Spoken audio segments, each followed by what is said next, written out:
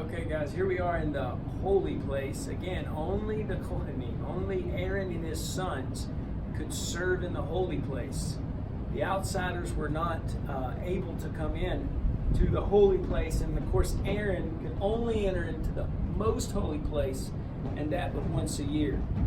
Now in the holy place we have three items. We have the lampstand, or the menorah, and it's a 7-branched menorah, signifying out of Isaiah 11 the 7 spirits of the Lord.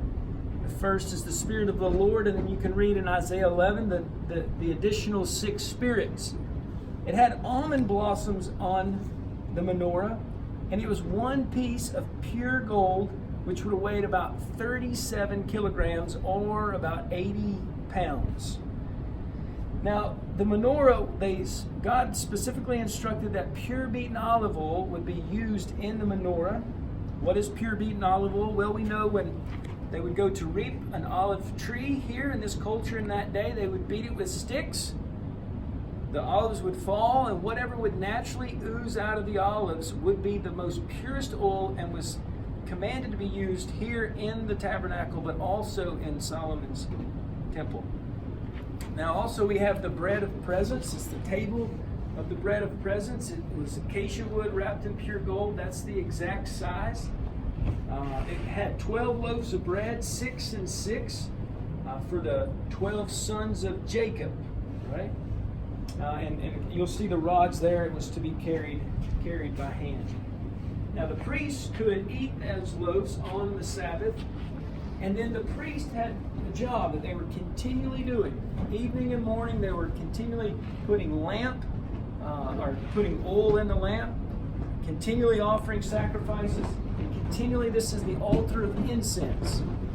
The altar of incense is 1 cubit by 1 cubit by 2 cubits high. It's acacia wood wrapped in pure gold.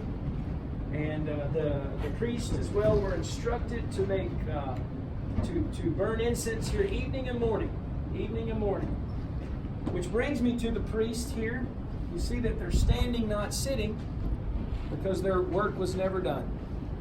And so they were instructed, like I said, evening and morning for the altar of incense, the lamp, and there was continually fire going on the altar of sacrifice. So continually fire there, continually light here, continually incense going here. Now the priest, there's 2 different types of clothing: a normal priest and then the high priest. The normal priest had the 4 colors around. He had the belt, including the 4 colors: the white linen, the blue, the purple, and the crimson.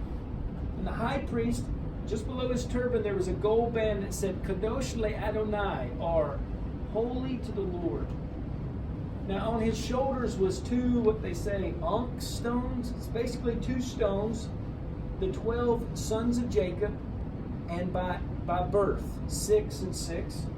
And on his breastpiece there was 12 stones, 12 different stones, with the 12 sons of Jacob as well there. It was a reminder that the high priest bore the sins for the people of Israel. He bore the judgment for the sins of the people of Israel. Now at the bottom of his robe, there's a bell and a pomegranate, and you can hear that chiming there.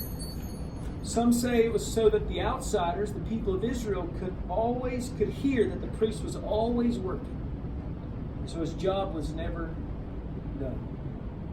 Of course, separating the holy place from the most holy place is the veil. It had the 4 colors. It had cherubim woven in, but we don't know exactly the pattern. And then, of course, to enter into the holy place, we read in Scripture that there was a screen made up out of the same 4 colors.